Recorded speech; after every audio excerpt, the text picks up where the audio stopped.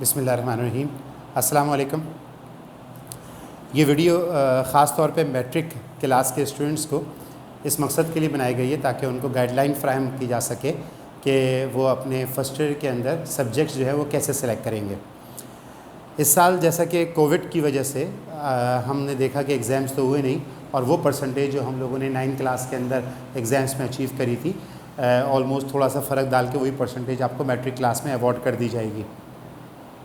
ये फ़ैसला आपको आने वाली ज़िंदगी के लिए करना है कि आप आइंदा आने वाली ज़िंदगी में क्या सब्जेक्ट चूज़ करेंगे और क्या कैरियर अपनाएंगे। तो ये चीज़ पहली बड़ी ज़रूरी है कि जो कैरियर आपको अपनी ज़िंदगी के अंदर अपनाना है, आप पहले उसके बारे में फ़ैसला करें और फिर अपने सब्जेक्ट्स के बारे में सोचेंगे हमको क्या सब्जेक्ट्स ऐसे पढ़ने हैं कि हम उस कैरियर को अपना सकें या उस कैरियर तक पहुँच सकें। जैसा कि अभी तक नज़र आ रहा है कि बोर्ड के एग्ज़ाम्स तो नहीं हुए, लेकिन जो मार्कशीट मिलने का प्रोसेस है वो जुलाई के मंथ तक पूरा हो जाएगा। तो हमेशा की तरह इस साल भी जैसा कि अनाउंस किया गया है कि न्यू एडमिशन्स कॉलेजेस में अपने वक्त पर होंगे। जब कॉलेजेस में न्यू एडमिशन वक्त पर होंगे तो वो 1 अगस्त से, पिछले कई सालों से ऐसा होता रहा है कि एडमिशन कॉलेजेस के जो हैं वो स्टार्ट होते रहे हैं। कॉलेज के जो एडमिशन्स होते हैं, अगर आपके बड़े बहन भाई और कज़न्स वगैरह हैं तो वो आपको गाइड कर चुके होंगे कि कई सालों से सेंट्रलाइज्ड एडमिशन पॉलिसी है, यानी कि उसके लिए आपको हर कॉलेज में नहीं जाना पड़ता और उसका फॉर्म जो है वो आपको बैंक से अवेलेबल हो जाता है, जिसमें आप अपने नंबर्स और अपनी चॉइसेस के लिहाज से प्रायोरिटी बेसिस के ऊपर 8 कॉलेजेस के नाम लिखते हैं। वो 8 कॉलेजेस के नाम जो आप लिखते हैं उसमें से किस कॉलेज में आपको एडमिशन मिलना है, ये आपके नंबर्स की बुनियाद पे कंप्यूटराइज सिस्टम में फ़ैसला हो जाता है। लाजमी तौर के ऊपर समझ में आने वाली बात यह है कि जिस कॉलेज को ज़्यादा लोगों ने फर्स्ट नंबर के ऊपर प्रायोरिटी दी होगी तो उस कॉलेज में ज़्यादा लोगों का रुझान देखते हुए उस कॉलेज का जो मेरिट है वो बढ़ जाएगा और वहाँ पे ज़्यादा परसेंटेज वाले बच्चों का ही एडमिशन हो पाएगा। जिस कॉलेज को लोगों ने प्रायोरिटी नहीं दी, फोकियत नहीं दी, उसके बारे में रेपुटेशन अच्छी नहीं है या वो उनके घर से ऐसे इलाके में वाक़े है जहाँ पे अच्छी ट्रांसपोर्टेशन की कंडीशंस अवेलेबल नहीं है, तो उसको जब ज़्यादा लोग फोकियत नहीं देंगे तो ख़ुद ब खुद वहाँ पे जो मेरिट होगा वो गिर जाएगा। इसका मतलब कतई ये नहीं है कि किसी गवर्नमेंट कॉलेज में बहुत अच्छी पढ़ाई होती है और किसी गवर्नमेंट कॉलेज में बुरी पढ़ाई होती है। पढ़ाई के लिहाज से तमाम गवर्नमेंट कॉलेजेस एक जैसे हैं।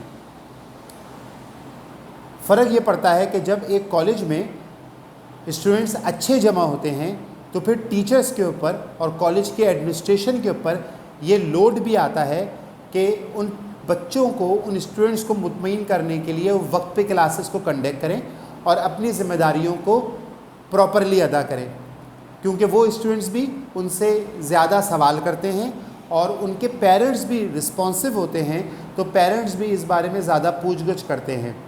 तो एक कॉलेज जो है वो अच्छा इस वजह से कहलाता है कि उसमें अच्छे बच्चे आते हैं और एक कॉलेज इस वजह से बुरा हो जाता है कि उसमें बुरे स्टूडेंट्स आते हैं या ना पढ़ने वाले स्टूडेंट्स आते हैं।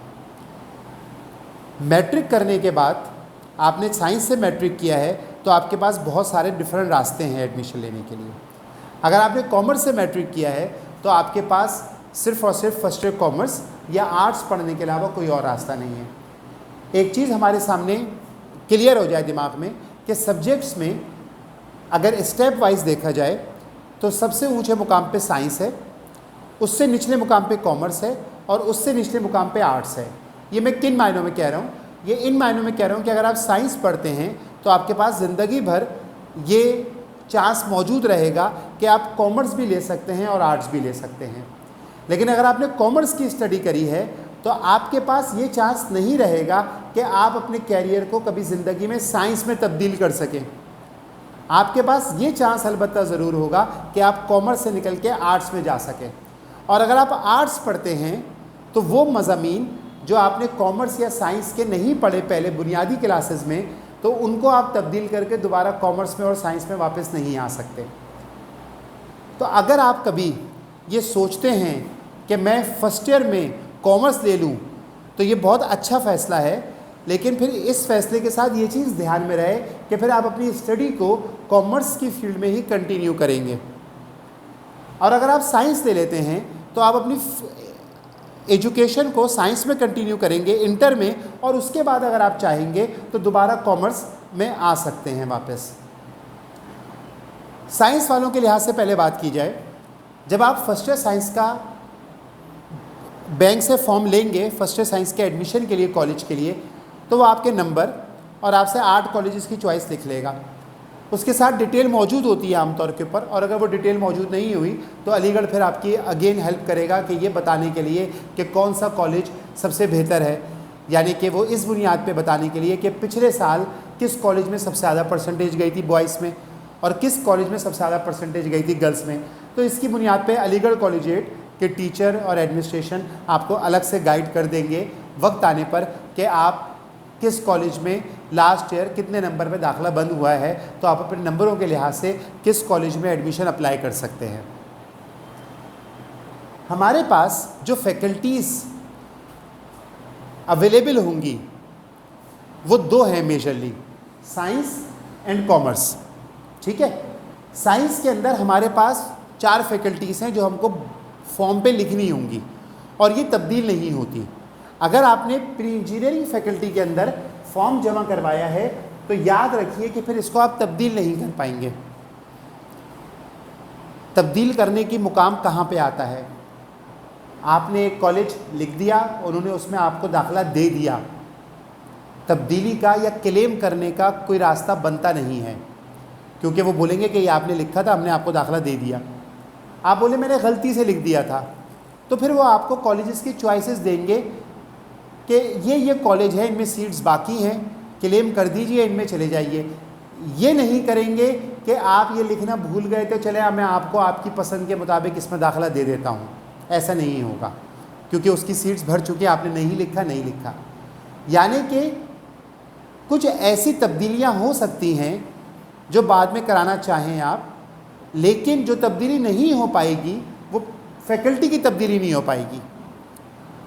आपने प्री इंजीनियरिंग लिख दिया तो इसको आप बदल के प्री मेडिकल या कुछ और ग्रुप में तब्दील नहीं कर सकते। तो आपको ये जानना ज़रूरी है कि अगर आप प्री इंजीनियरिंग चूज़ करते हैं तो उसमें आपको किस सब्जेक्ट से पाला पड़ने वाला है। हमारे पास साइंस से मुताल्लिक़ 3 फैकल्टीज़ हैं, एक प्री इंजीनियरिंग फैकल्टी है, एक प्री मेडिकल फैकल्टी है और एक जनरल फैकल्टी है। प्री इंजीनियरिंग फैकल्टी में जो सब्जेक्ट्स आपको पढ़ने पड़ेंगे वो physics, chemistry, mathematics, Urdu, Islamiyat, English हैं। ये 3 ऑप्शनल सब्जेक्ट्स हैं जो कि प्री इंजीनियरिंग वाले पढ़ेंगे, और ये 3 कंपलसरी सब्जेक्ट्स हैं जो कि प्री इंजीनियरिंग वाले पढ़ेंगे। 6 सब्जेक्ट्स फर्स्ट ईयर साइंस के अंदर आपको मिलेंगे। अगर आप प्री मेडिकल फैकल्टी चूज़ करते हैं तो आपको फिज़िक्स, केमिस्ट्री, बायोलॉजी ये 3 ऑप्शनल सब्जेक्ट्स पढ़ने पड़ेंगे। मैथमेटिक्स की जगह चेंज होकर बायोलॉजी आ जाएगा, बाकी सब्जेक्ट सेम रहेंगे, और 3 compulsory subject Urdu, Islamiyat, English आपको पढ़ने पड़ेंगे। वो तमाम स्टूडेंट जिन्होंने 9th क्लास के अंदर कंप्यूटर साइंस पढ़ा है, बायोलॉजी नहीं पढ़ी, वो प्री मेडिकल फैकल्टी लेने के अहल नहीं होंगे। वो प्री मेडिकल फैकल्टी चूज़ नहीं कर सकते क्योंकि उन्होंने 9th क्लास में बायो नहीं पढ़ी। जिन्होंने 9th क्लास में बायो पढ़ी है वो प्री मेडिकल फैकल्टी भी ले सकते हैं, प्री इंजीनियरिंग फैकल्टी भी ले सकते हैं। प्री इंजीनियरिंग फैकल्टी लेने के लिए कोई शर्त नहीं है, आपने चाहे 9th क्लास में बायो पढ़ी हो चाहे कंप्यूटर साइंस पढ़ा हो, आप प्री इंजीनियरिंग फैकल्टी चूज़ कर सकते हैं, क्योंकि मैथमेटिक्स तो आपने फिर भी मैट्रिक क्लास में पढ़ा है। इसके अलावा तीसरी फैकल्टी जो बच जाती है वो जनरल फैकल्टी बच जाती है। बहुत से लोग इसको कंप्यूटर साइंस ग्रुप भी बोलते हैं। इसके अंदर जो 3 सब्जेक्ट्स हैं वो फिज़िक्स, कंप्यूटर, मैथमेटिक्स, ये 3 ऑप्शनल सब्जेक्ट्स हैं, और 3 कंपलसरी सब्जेक्ट्स हैं उर्दू, इस्लामियात, इंग्लिश, जो कि होते ही हैं। फिज़िक्स, कंप्यूटर, मैथमेटिक्स, जो फ़र्क आप देख रहे हैं वो फ़र्क आप ये देख रहे हैं कि प्री इंजीनियरिंग फैकल्टी में केमिस्ट्री था, प्री मेडिकल फैकल्टी में केमिस्ट्री था, और कंप्यूटर साइंस फैकल्टी के अंदर या जनरल ग्रुप के अंदर केमिस्ट्री हट गया, उसकी जगह कंप्यूटर आ चुका है। तो जनरल ग्रुप के बच्चे जिनको केमिस्ट्री का इंतखाब नहीं करना है या उनको केमिस्ट्री मुनासिब नहीं लगती अपने कैरियर में, वो जनरल ग्रुप का इंतखाब कर सकते हैं। लिहाजा केमिस्ट्री उनको नहीं पढ़नी पड़ेगी फर्स्ट ईयर सेकेंड ईयर के अगले 2 सालों में। फिज़िक्स के साथ एक चॉइस इस ग्रुप में इकोनॉमिक्स की अवेलेबल होती है, और मैथमेटिक्स के साथ एक चॉइस इस ग्रुप में अवेलेबल होती है जो स्टैटिस्टिक्स की जगह पे होती है। तो अगर आप चाहें तो आप economics, computer, statistics, Urdu, Islamiyat, English भी पढ़ सकते हैं। वरना तो physics, computer, mathematics, Urdu, science, English ही पढ़ सकते हैं। बाकी सारे सब्जेक्ट्स तीनों ग्रुप में सेम है, लेकिन केमिस्ट्री की जगह कंप्यूटर साइंस ग्रुप में कंप्यूटर आ जाता है।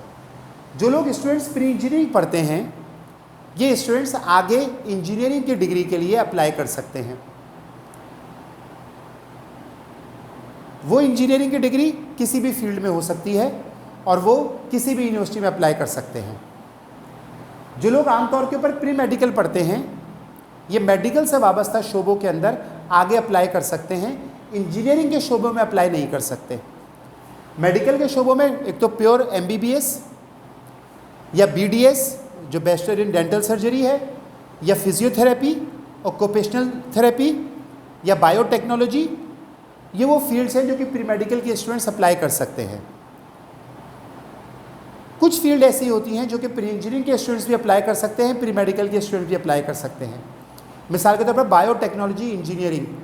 अब जब बायोटेक इंजीनियरिंग या बायोटेक्नोलॉजी इंजीनियरिंग की बात करी जाती है, तो उसके अंदर प्री मेडिकल वाले भी अप्लाई कर सकते हैं, प्री इंजीनियरिंग वाले भी अप्लाई कर सकते हैं। फूड साइंस एंड टेक्नोलॉजी या फूड इंजीनियरिंग, फूड इंजीनियरिंग के अंदर बायो वाले भी अप्लाई कर सकते हैं, प्री इंजीनियरिंग वाले भी अप्लाई कर सकते हैं।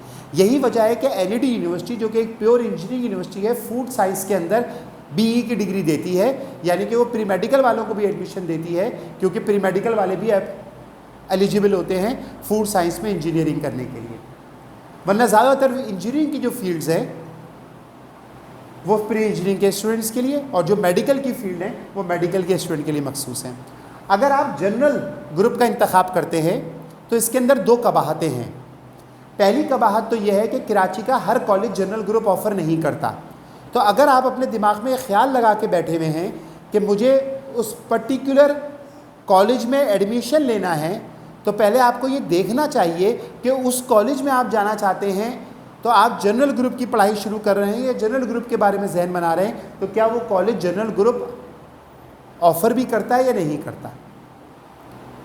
कराची के बड़े कॉलेजेस, पुराने कॉलेजेस और ऐसे कॉलेजेस जिनमें आमतौर पे मेरिट ज़्यादा होता है, मिसाल के तौर पर बॉयज़ में आदमजी साइंस कॉलेज या DJ साइंस कॉलेज, ये कंप्यूटर साइंस फैकल्टी को ऑफ़र करते हैं, लेकिन हर कॉलेज कंप्यूटर साइंस फैकल्टी को ऑफ़र नहीं करता। इसी तरह गर्ल्स के अंदर भी सेंट लॉरेंस कॉलेज या PSHS कॉलेज ऑफ़र करता है, लेकिन बाकी हर कॉलेज कंप्यूटर साइंस फैकल्टी को ऑफ़र नहीं करता। ये पहली कबाहत है। दूसरी कबाहत ये है कि अगर आप जनरल ग्रुप का इंतखाब करते हैं और आप ये सोचते हैं कि मैं फ़िज़िक्स नहीं पढ़ूंगा, इकनॉमिक्स पढ़ूंगा, तो भी ये ज़रूरी नहीं है कि जिस कॉलेज में आप एडमिशन लें वो इकनॉमिक्स आपको ऑफ़र करे। वो बोले हम जनरल ग्रुप ऑफ़र करते हैं, लेकिन फ़िज़िक्स, कंप्यूटर, मैथ्स के साथ ऑफ़र करते हैं, हम इकनॉमिक्स वाला या स्टैट्स वाला कम्बिनेशन ऑफ़र नहीं करते। तो जो सबसे अच्छा कम्बिनेशन है वो फ़िज़िक्स, कंप्यूटर, मैथमेटिक्स का ऑप्शन है, और उसमें भी फिर ये सोचना पड़ेगा कि वो उस कॉलेज में एडमिशन है या नहीं है। दूसरी बात ये कि अगर आप कंप्यूटर साइंस ग्रुप का इंतखाब करते हैं तो आप इंजीनियरिंग के स्टूडेंट तो ज़रूर कहलाएंगे और आप आगे आके इंजीनियरिंग में अप्लाई कर सकते हैं, लेकिन कुछ इंजीनियरिंग ऐसी होंगी जिसमें आप आगे अप्लाई नहीं कर पाएंगे। मिसाल के तौर के ऊपर मैं अपनी बात को दोबारा आप लोगों के लिए एक्सप्लेन कर दूं। आपने कंप्यूटर साइंस ग्रुप पढ़ा है, ये प्री इंजीनियरिंग ग्रुप की एक शाख है क्योंकि आप मैथ्स पढ़ रहे हैं, लेकिन चूंकि आपने केमिस्ट्री नहीं पढ़ी, केमिस्ट्री की जगह पे आपने कंप्यूटर पढ़ा है, तो लिहाजा वो तमाम इंजीनियरिंग जिसके अंदर केमिस्ट्री की ज़रूरत होती है वो इंजीनियरिंग आप आगे अपने कैरियर में चूज़ नहीं कर सकते। मिसाल के तौर पर आप केमिकल इंजीनियरिंग चूज़ नहीं कर सकते अपने कैरियर के अंदर। आपसे ये सवाल होगा कि आपने तो केमिस्ट्री नहीं पढ़ रखी फर्स्ट सेकेंड ईयर में, तो आगे आप केमिकल इंजीनियरिंग कैसे कर सकते हैं। तो वो तमाम अफराद जिन्होंने अपने कैरियर के बारे में ये सोचा हुआ हो कि हमें ख़ास तौर पे कंप्यूटर के साथ मखसूस रहना है, हमें आगे जाके BE कंप्यूटर साइंस करना है या कंप्यूटर से मुताल्लिक़ कोई डिग्री करनी है, BCIT करना है या BCS करना है और हम कंप्यूटर से ही काम करेंगे, इसके अलावा हम काम नहीं करेंगे, तो उनके लिए एक अच्छा इंतखाब है कि वो फिज़िक्स, कंप्यूटर, मैथमेटिक्स वाला कम्बिनेशन ले लें।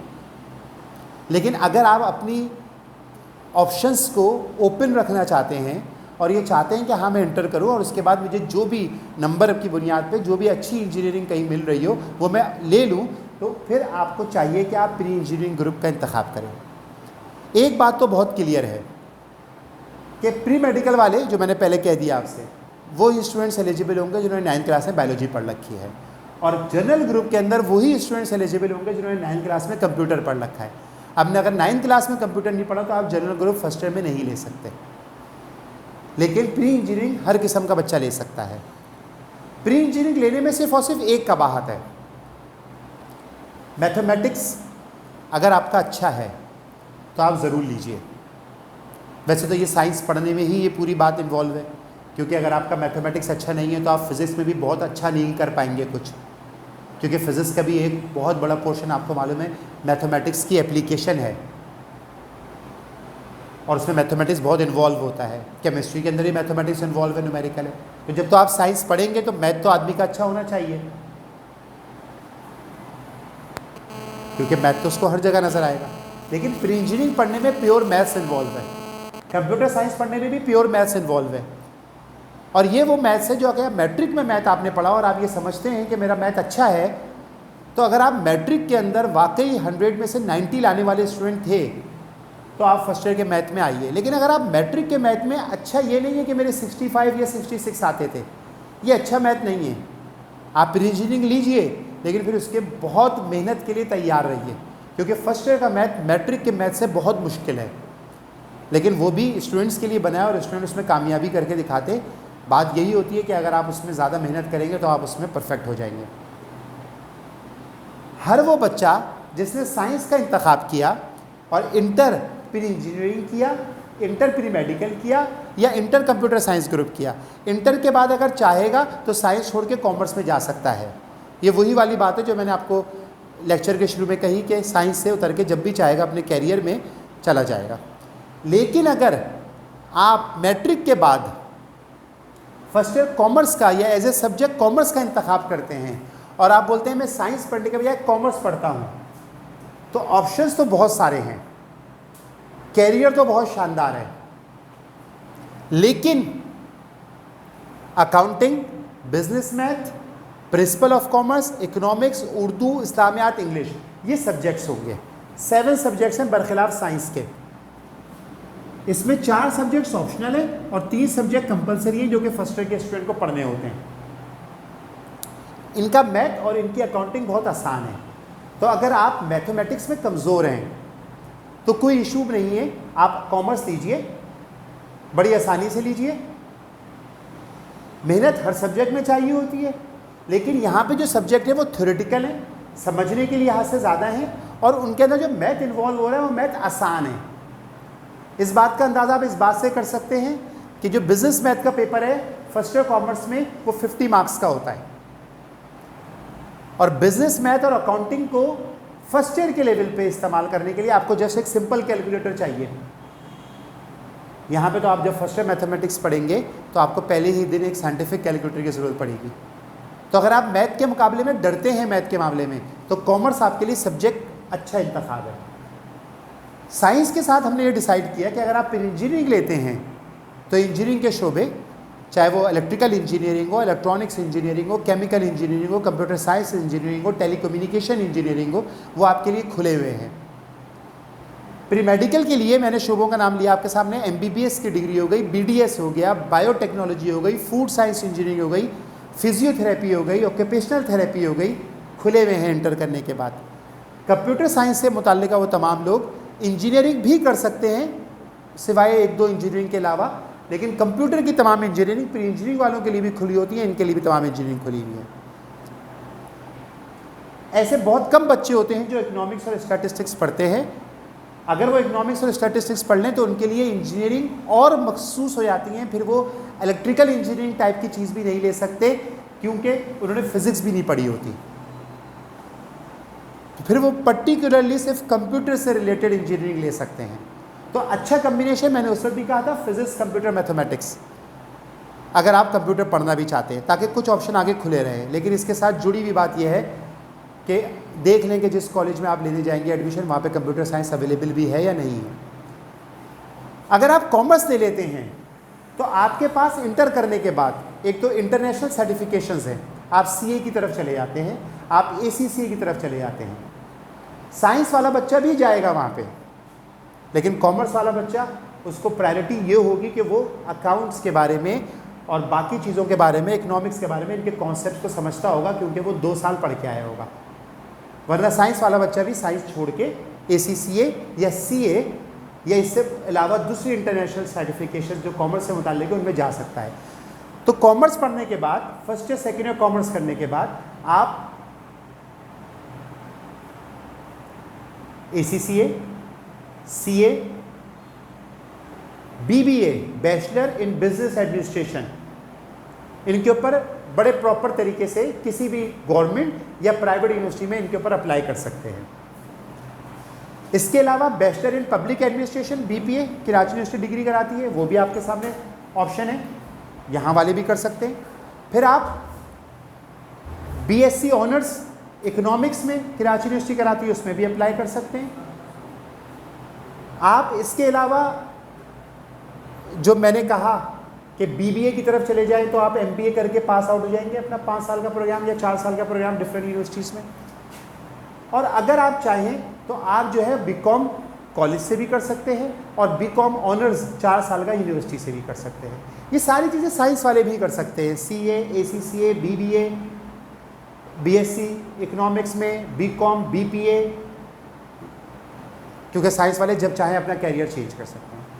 कॉमर्स वालों को जो एडवांटेज होगा वो मैंने आपको बता दिया कि वो इन चीज़ों को पहले से समझते होंगे, क्योंकि उन्होंने 2 साल इसकी स्टडी करी होगी। कॉमर्स का कैरियर आने वाले ज़माने में और आजकल भी बहुत फ्लोरिश कर रहा है और ये बहुत अच्छा कैरियर है। अगर आप ये समझते हैं कि मैंने पक्का इरादा कर लिया है कि मैं कॉमर्स से मुताल्लिक MBA या ACCA इससे मुताल्लिका किसी फील्ड में अपना कैरियर बनाऊंगा, तो साइंस बिल्कुल ना पढ़ें, 2 साल की मुशक्क़त बिल्कुल ना करें, क्योंकि आपने अपने जहन को क्लियर कर लिया है कि मुझे अपना कैरियर बनाना है। इन तमाम बातों में एक ख्याल कभी भी दिमाग में ना आने दें कि पढ़ने वाले बच्चे की पहचान होती है साइंस पढ़ना और कॉमर्स पढ़ना जो है वो एक ऐसे आदमी की पहचान होती है जो पढ़ने में नालायक हो। नहीं, पढ़ने वाले की पहचान होती है अच्छा पढ़ना और नालायक की पहचान होती है ना पढ़ना।